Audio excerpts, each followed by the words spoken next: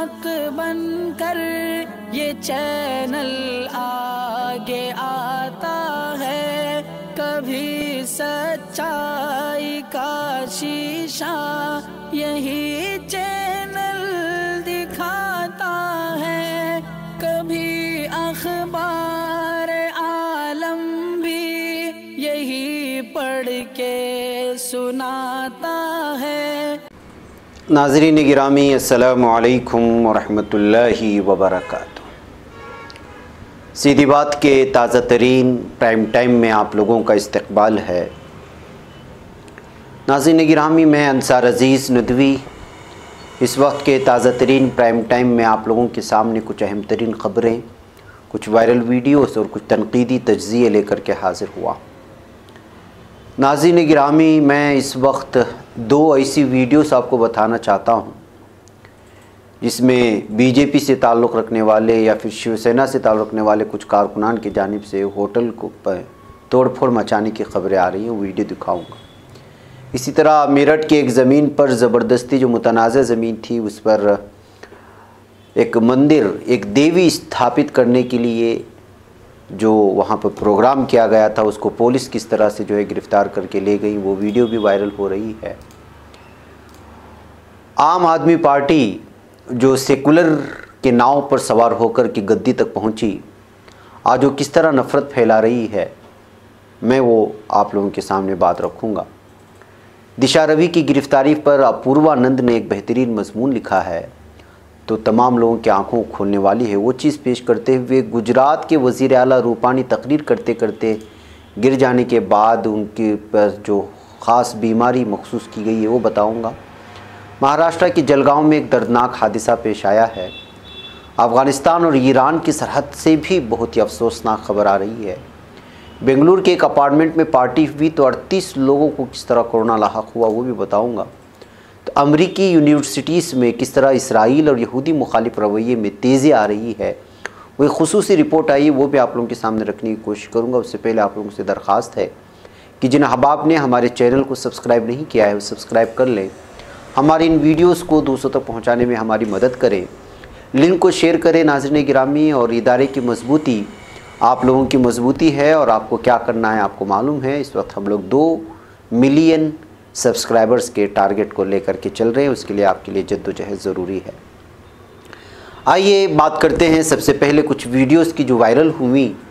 सबसे पहले इस वीडियो को देखिए। एक होटल का मंजर यहाँ सामने आ रहा है जिसमें जबरन एक हिंदुत्व तंजीम से ताल्लुक़ रखने वाला शख्स वहाँ पहुँचता है और उनकी प्लेट को और उनको खाने को निकाल करके तोड़ फोड़ शुरू कर देता है। बताया जा रहा है कि इन तंजीमों का ताल्लुक़ जो है हिंदुत्व की, इसमें बाज़ लोग कह रहे हैं कि उसके गले में जो इस वक्त भगवा लग रहा है वो बीजेपी का स्लोगन है। इसके अलावा एक और वीडियो भी है जो मैं आपको दिखाना चाहता हूँ, ये देख लीजिएगा।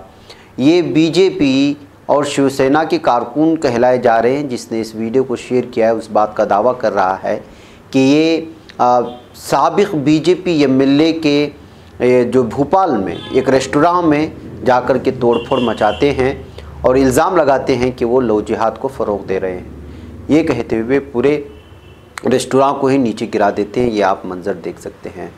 ये हालात इस वक्त भारत के हो चुके हैं कि इस वक्त भारत में क्या हो रहा है किसी को पता नहीं चल रहा। किसी की भी प्रॉपर्टी पर कोई भी नाम लेकर के घुस जाता है और उसको वेंडलाइज़ कर देता है, गिरा देता है, तबाही मचा देता है। और ये गुंडे खुल्लम खुल्ला इस वक्त रास्ते पे घूम रहे हैं। पुलिस और क़ानून से ख़ुद को बालातर समझ रहे हैं और उनको यकीन हो चुका है कि अब ये जो भी करेंगे उनको पूछने वाला कोई नहीं होगा। क़ानून उनके हाथ में है, अदालतें उनके हाथ में हैं, हुकूमतें उनकी हैं। तो लिहाजा वो अक़लियतों से ताल्लुक़ रखने वाले प्रॉपर्टीज़ को कुछ भी नाम दे कर के कभी भी गिरा सकते हैं। ये वो लोग शायद महसूस कर रहे होंगे। ये आप हालात देखें क्या कुछ हो रहा है, जुल्म ज़्यादती की। और ये गुंडे, इनका ताल्लुक़ किसी मज़हब से नहीं हो सकता। कोई मज़हब, वो चाहे हिंदू मज़हब से ताल्लुक़ रखने वाले हो, कोई भी हो, उनको कभी मज़हब ये नहीं सिखाता होगा कि सामने वाले मज़हब के लोगों की प्रॉपर्टी को झूठा इल्ज़ाम लगा कर के इस तरह के करें। दरअसल ये वो लोग हैं जो हिंदू मज़हब को बदनाम करते हैं। ये वो लोग हैं जो जय श्री राम के नारे को बदनाम करते हैं। इस तरह के मामले में जय श्री राम का नारा लगाना कहाँ तक दुरुस्त हो सकता है? जो अपने भगवान का नाम भी लो और उस भगवान ने उनको रास्ता बताया है उस रास्ते के ख़िलाफ़ आप करो, ये कैसे मुमकिन हो सकता है? यह आप अंदाज़ा लगाएं कि जो है इस वक्त एक धर्म को आड़ में रख करके दूसरे धर्म को जो है पूरी तरह से उससे वाबस्ता अफराद को जो है तकलीफ़ देने की कोशिशें हो रही हैं। भोपाल हुकूमत को, यहाँ के पुलिस को, तो ये तमाम चीज़ों को संजीदगी से लेकर के इस सिलसिले में सोचना चाहिए कि आखिर इन लोगों के हाथ में इस तरह की अथॉरिटी कौन दे रहा है कि वो किसी भी प्रॉपर्टी को जा कर के गिराए। ये दो वीडियोस जो बहुत ज़्यादा वायरल हो रही थी नाज़रीन गिरामी, मैं वो आप लोगों के सामने रखने की कोशिश की। ये जो है ये भोपाल की ही कही जा रही, इससे पहले जो वीडियो बताई जा गई है उस वीडियो की जगह और कहाँ की है इसकी इत्तला नहीं है। अलबत्ता ये भी सोशल मीडिया में बहुत ज़्यादा वायरल हो रही है।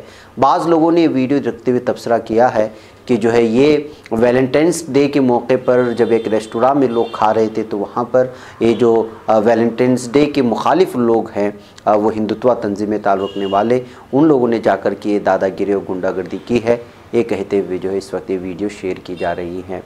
ये दिखाने का मकसद नाज़रीन गिरामी किसी ख़ास मज़हब के लोगों को निशाना बनाना नहीं है, बल्कि उन नौजवानों को जिनका कोई धर्म नहीं होता उन लोगों की गुंडागर्दी लोगों के सामने लाना है, हुकूमत के और कानून के सामने और पुलिस के सामने लाना है, ताकि हुकूमतें जागें और कानून को जो अपने हाथ में लेकर के गुंडागर्दी मचा रहे हैं उन लोगों को जो है सबक सिखाए। ये अपील होनी चाहिए हुकूमतों से और पुलिस इंतज़ामिया से।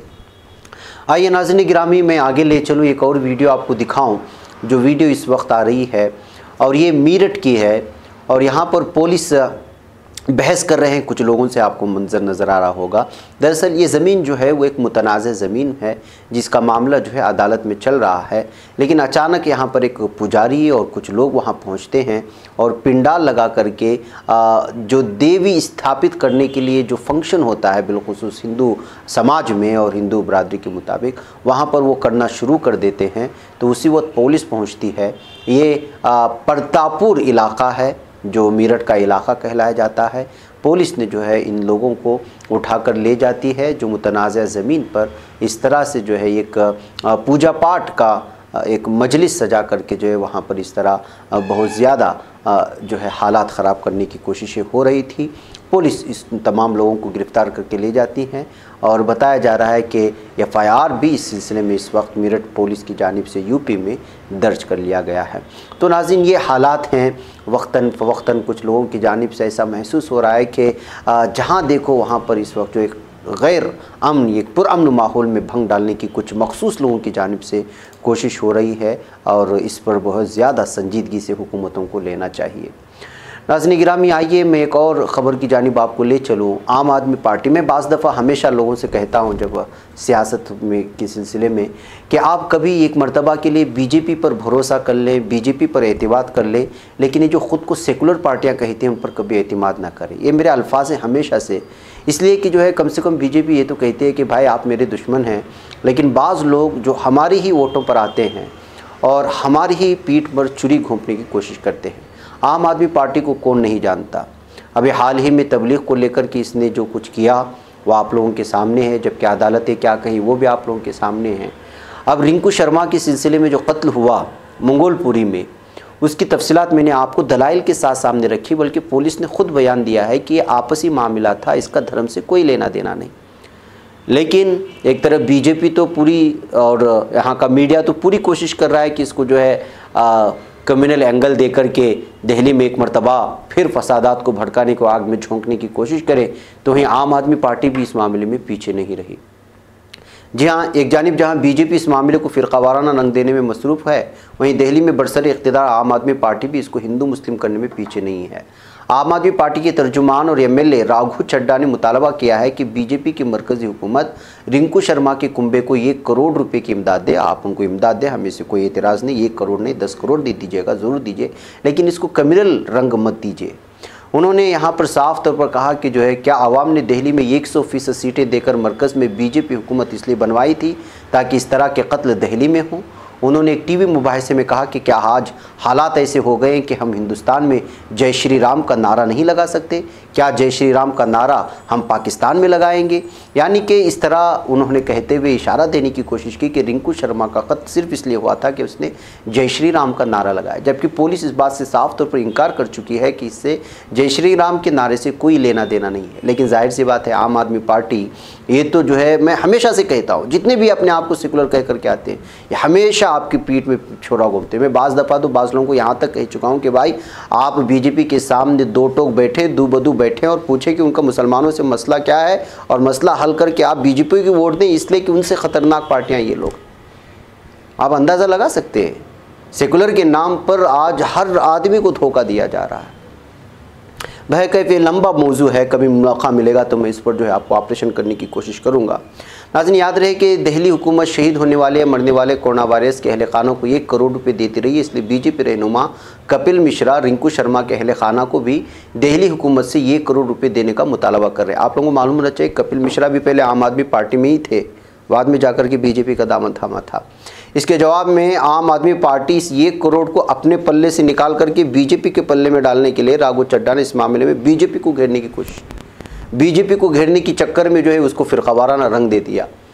वाज़ेह है कि इंडियन एक्सप्रेस में शाये खबर के मुताबिक रिंकू शर्मा का कत्ल आपसी झगड़े की वजह से हुआ, इसमें फ़िरक़ावाराना का कोई दखल नहीं था। अब इस मामले की जांच का हुक्म दे दिया गया है, लेकिन इसके बावजूद ये सियासी पार्टियां होती हैं। मैं एक बार फिर इस लफ्ज़ पर दबाव डाल करके आप लोगों को कह सकता हूं कि जो है बीजेपी के लिए कभी कभी एक मरतबा आप भरोसा कर सकते हैं इस पार्टी पर, लेकिन दीगर जो सेकुलर का थब्बा लगा करके लोगों को बेवकूफ़ बना करके पीठ पीछे छुरा घोंपने की कोशिश कर रहे हैं, उन पर कभी आप एतबार नहीं कर सकते। इसलिए कि गुज़िश्ता 70 सालों से अगर अक़लियती कम्युनिटीज़ को सबसे ज़्यादा अगर नुकसान हुआ है तो इन्हीं लोगों से हुआ है।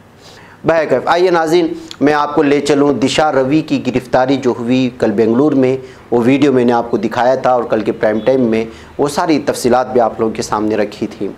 लेकिन इस गिरफ़्तारी को लेकर के इस वक्त पूरे भारत में किस्म का एहतिजाज चल रहा है। आप अगर सोशल मीडिया और ट्विटर वगैरह खोलेंगे तो अलग अलग तरह की जो है टूल किट के नाम पर एक अलग किस्म की बहुत सारी चीज़ें हो रही हैं। लेकिन अपूर्वानंद ने दीवार में एक बेहतरीन जो है मजमून भी लिखा है, मैं चाहता हूँ कि वो लफ्ज़ ब लफ्ज़ आप लोगों के सामने रखूँ। उन्होंने लिखा है कि दिशा रवि की गिरफ़्तारी हम सब के मुँह पर इस इक़्तिदार का बूट है। हमें बतलाया जा रहा है कि इस मुल्क में किसी की कोई कीमत नहीं, किसी का लिहाज नहीं, कोई हद नहीं जो ये हुकूमत अबूर करने में झिझक महसूस करे। ये हुकूमत अपने हामियों को रोज़ गोश्त का एक टुकड़ा फेंक रही है। उनके मुंह में खून जो लग गया है आज वो दिशा रवि है, कल मुनव्वर फारूकी था, कल कोई और होगा। खून की प्यास शदीद कर दी गई है और ताज़ा कच्चा गोश्त चाहिए। जितने ज़हीन और दर्दमंद जहन हो सबको इस भीड़ के हवाले किया जाना होगा और रोज़ रोज़ ऐसा नया शिकार तलाश करने में मुल्क की बेहतरीन दानिशगाहों से पड़े मुल्क के सबसे ज़हीन दानिश्वर माने जाने वाले हमारे आपके माहौल के ही लोग, आला पुलिस अफसरान और हुक्काम अपनी तहक़ीक़ी सलाहियत का मुज़ाहरा कर रहे हैं।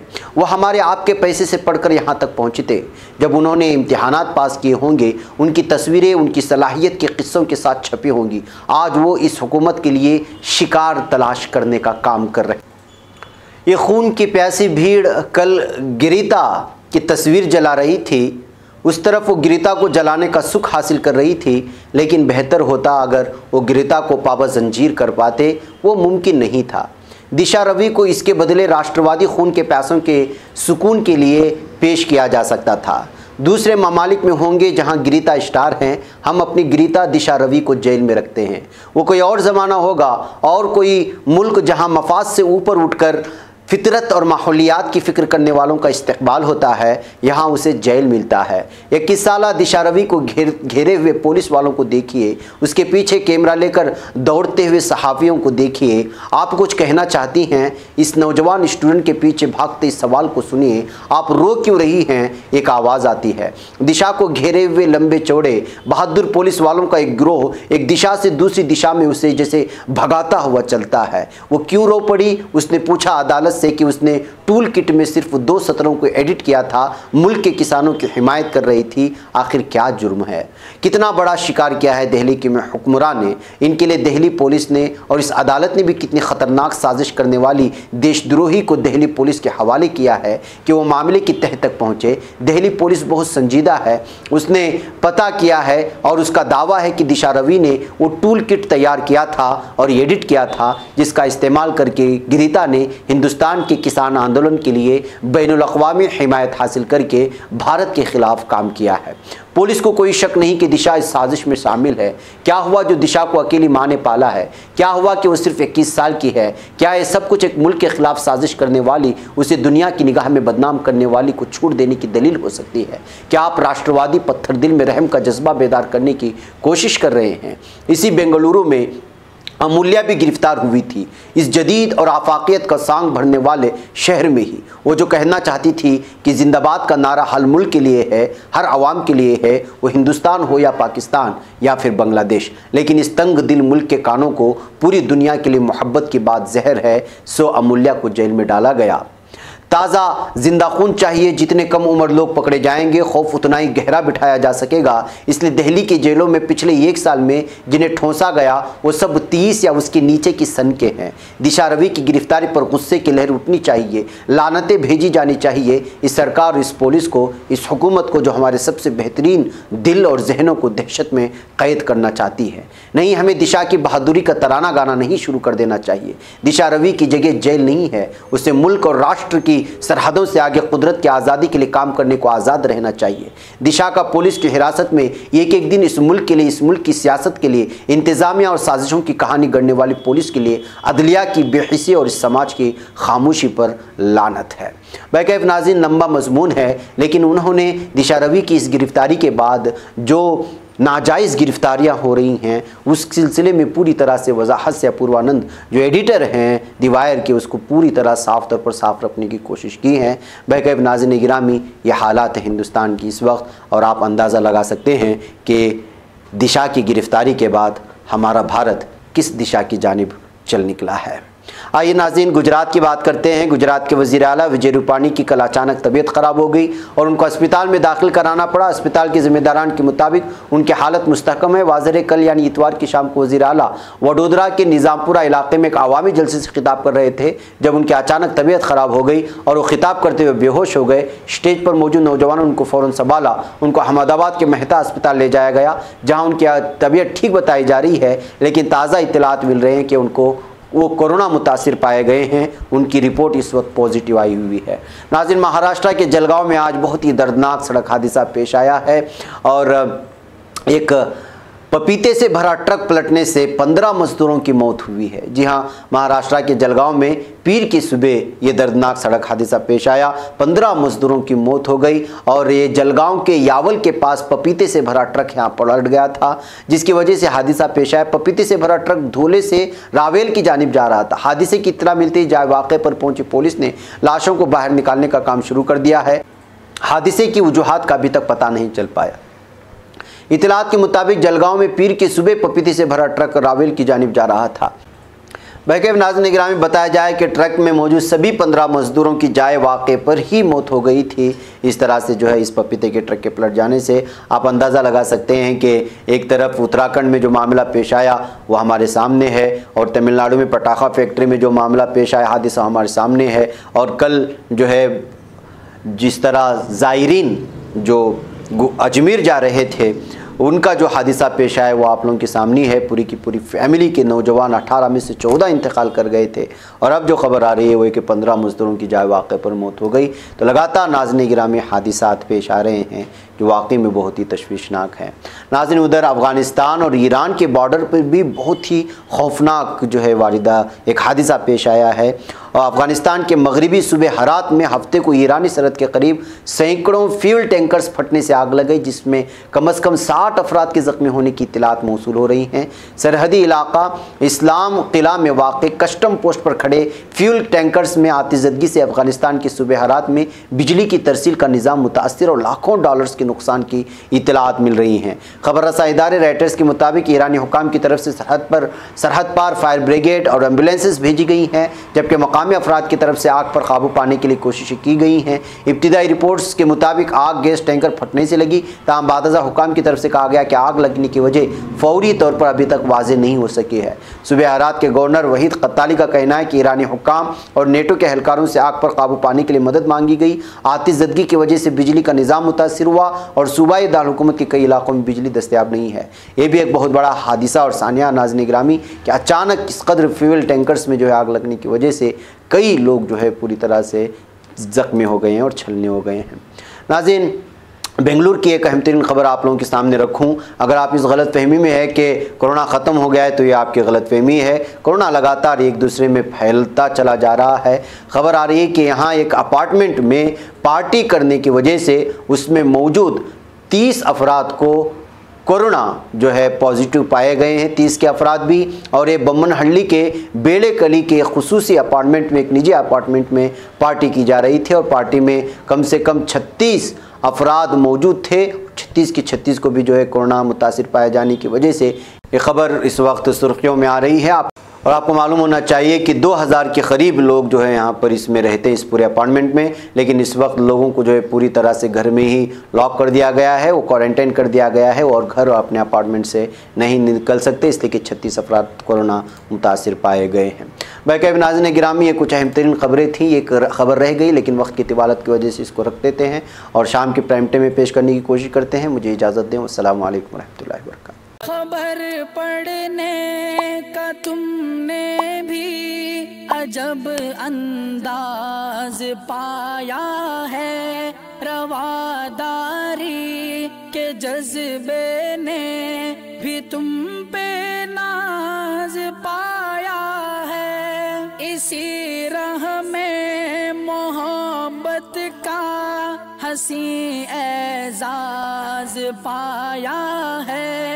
तुम्हें हर अंजुमन में हमने तो मुमताज पाया है। तुम्ही से है तरक्की पर अजीज अंसार, सीधी बात अजीमत जुर्अतो हिम्मत का है इजहार, सीधी बात अजीमत जुर्अतो हिम्मत का है इजहार, सीधी बात।